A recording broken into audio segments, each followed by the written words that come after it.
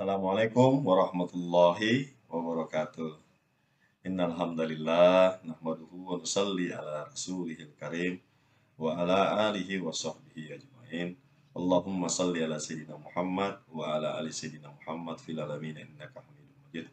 Alhamdulillah teman-teman semua, mudah-mudahan hingga sampai saat ini kita senantiasa diberi kesehatan, kekuatan, keberkahan rezeki, keberkahan ilmu, dan tetap diberi kesabaran dalam setiap apapun usaha yang kita lakukan hingga sampai saat ini. Dan semoga Allah SWT senantiasa memberikan rahmat, taufik, dan hidayahnya tentunya kepada baginda Rasulullah berserta dan sahabat hingga kepada seluruh pengikutnya hingga akhir zaman. Kepada saudara-saudara saya yang kebetulan non-muslim, semoga tetap sehat sejahtera selalu. Amin ya rabbal alamin. Oke teman-teman semua, kurang lebih saya ada 2 minggu tidak mengeluarkan konten karena bingung pembahasan apa yang mau dikeluarkan. Karena selama ini saya membuat konten, saya tidak pernah mengonsepnya terlebih dahulu. Jadi ada pembicaraan, ini bisa dijadikan artikel atau edukasi yang saya ingat, jadi langsung saya sampaikan lagi di sini. Oke, kemarin sempat berkunjung tempat cerita-cerita dengan teman yang kebetulan ada memiliki RBW. Nah, di sini saya langsung mengagendakan, kebetulan hari ini mengagendakan untuk membuat konten yang berjudul ya jangan asal pilih racun hama untuk RBW.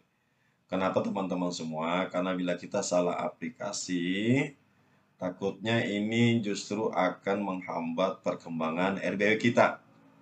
Karena apa? Ya, kita harus bijak lah. Harus bijak dalam mengaplikasikan sesuatu pada RBW kita. Apalagi RBW yang sudah produktif atau yang lebih riskan lagi yang sudah mulai produktif. Nah, jadi jangan sembarang aplikasi. Jadi saya di sini hanya menekankan gitu. Terserah kalaupun ada pendapat lain, semua itu adalah ilmu dan kita jadikan edukasi, tinggal bagaimana kita menyaringnya dan pendapat tersebut bisa diterima akal kita, logika kita. Ya kan? Oke, jadi saya to the point aja, saya sedikit menyampaikan alasannya apa, keuntungannya apa, dan efeknya seperti apa nanti saya akan sampaikan di sini. Jadi berdasarkan pengalaman saya, jadi saya itu dahulunya menggunakan sistem racun hama itu sistem semprot, ya kan? Tapi sekarang saya sudah tidak menggunakan sistem semprot, saya menggunakan sistem serbuk atau bubuk yang tentunya lebih aman dan justru lebih efektif sebenarnya. Jadi banyak referensi-referensi yang kita bisa lihat baik di iklan-iklan atau yang ada dijual. Jadi saya berikan tingkatan-tingkatannya step by step. Jadi pertama yang saya tidak rekomendasikan racun hama itu baik kecoa, cicak, atau tikus, atau dan sebagainya lah ya kan yang berhubungan dengan RBW kita, produktivitas yang berhubungan dengan penyerangan terhadap anak walet, indukan walet atau kualitas sarangnya jadinya seperti apa dan efek terhadap burung ketika terhadap racun hama tersebut. Jadi untuk gedung baru, ya kan, untuk gedung baru yang belum ada populasi atau mau baru mulai, boleh menggunakan racun. Kita ambil racun nano dulu, racun yang berbentuk semprot atau siraman. Boleh menggunakan racun, misalnya semua racun baik. Boleh menggunakan racun yang berbau, gitu. Berbau aneh atau seperti apa boleh. Tapi ada tapinya, ya kan? Boleh. Tetapi setelah penyemprotan jangan langsung di-on-kan. Maksudnya apa? Hilangkan dulu bau yang ada pada gedung tersebut ya, dengan memaksimalkan sirkulasi udara yang ada di dalam, membuka pintu agar udara bisa masuk, ya kan?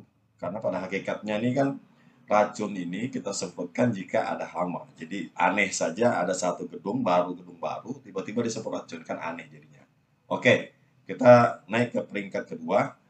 Eh, Gedung yang sudah mulai ada populasi. Kita mengetahui ternyata gedung kita itu ada hama. Sebenarnya hama ini terjadi, hama ini bisa ada di dalam gedung kita karena adanya benda-benda yang tidak perlu berada di dalam RBW kita. Pertama, seperti mungkin bata satu biji, atau ada balo, atau ada biskom yang sudah tidak terpakai, atau benda-benda lain yang menyerupai, yang menyebabkan di situ walet bisa hama bisa bersarang seperti kecoa dan sebagainya. Kemudian adanya pada bagian lantai atau dinding-dinding yang bolong atau tidak rapat. Nah, ini juga menjadi tempat daripada hama-hama tersebut bersarang. Maka ini jadi sebelum on atau pada saat tolong diperbaiki semua. Diseptikan semua gedung, usahakan jangan ada hama masuk selain walet itu sendiri. Ya kan?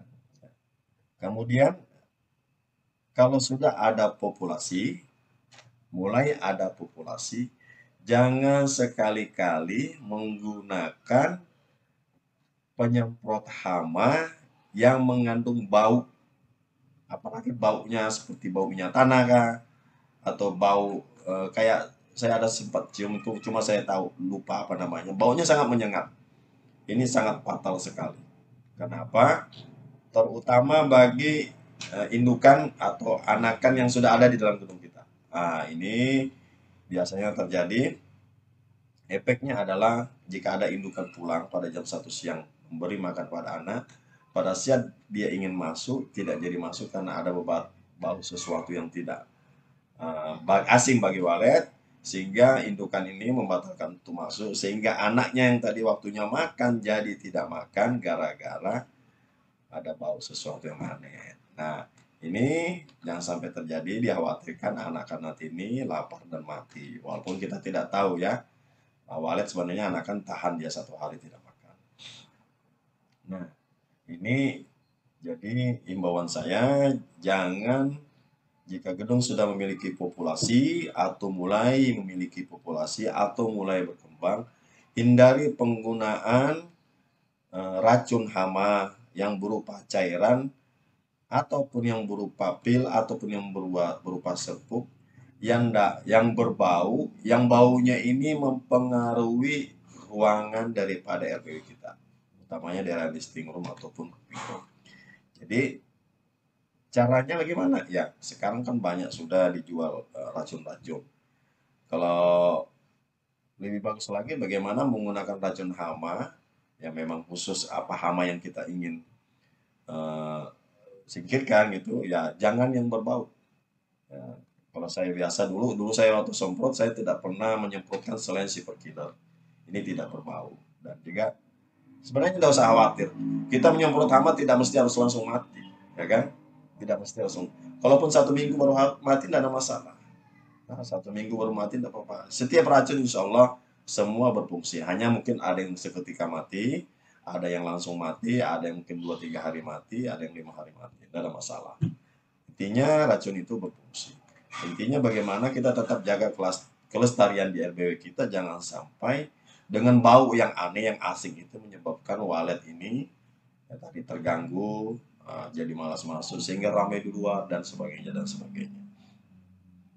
Nah, jadi saran saya ya, saya lebih menekankan penggunaan yang sudah tidak mesti harus cair, yang tidak mesti harus cair, ya kan? Karena kalau cair kita kadang-kadang nyemprot sampai ke sirip-sirip apa dan sebagainya. Nah, ini tidak baik. Nah, pernah saya dulu sharing di video saya racun kecoa misalnya kan saya menggunakan yang dari Gaben itu merek dari bahasa daripada bahasa Mandarin, ya kan, merek itu, dan itu sangat ampuh sekali, dalam hitungan detik itu kecoa datang. Nah, kecoa makan, maka makanannya ini dia tampung dalam perut induknya, maka dia beri makan kepada anak-anaknya, maka dengan sendirinya akan mati dalam waktu 1-2 hari. Kecoa ini mati dan dia tidak tumbuh lagi.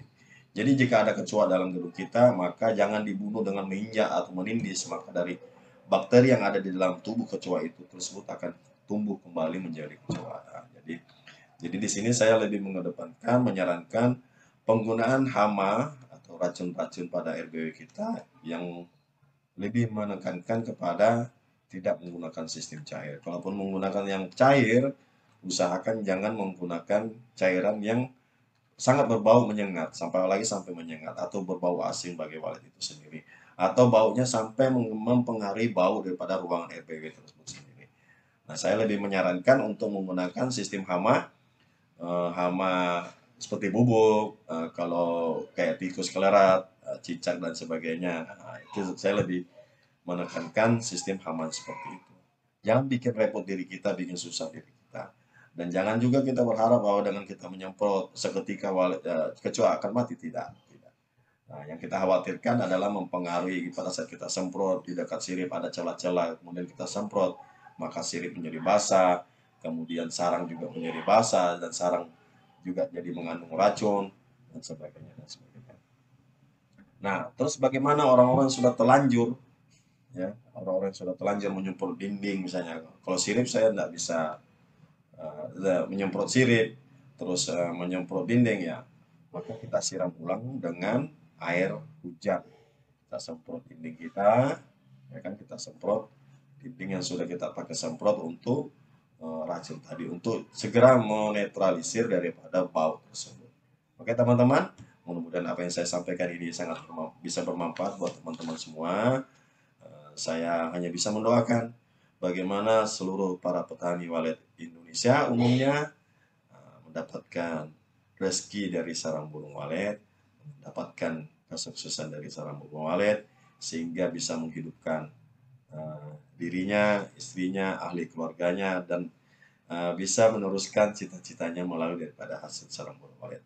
Jangan lupa tetap jaga kelestarian burung walet dengan cara jaga ekosistemnya, jangan panen rampas, jaga lingkungan, dan sebagainya. Kalau perlu di sekitar RBW kita ciptakan tumbuhan-tumbuhan baru, di mana tumbuhan-tumbuhan tersebut menghasilkan hama-hama baru untuk makanan walet, seperti akasia atau pohon-pohon buah mengandung bunga banyak, seperti mangga dan petai Cina apa segala itu. Nah, ini semua menghasilkan daripada hama-hama untuk menjadi konsumsi makanan burung walet. Sekian, terima kasih. Wabillahi taufiq wal hidayah. Assalamualaikum warahmatullahi wabarakatuh. Insya Allah kita semua akan menuju kejayaan dan kesuksesan. Amin amin ya rabbal alamin.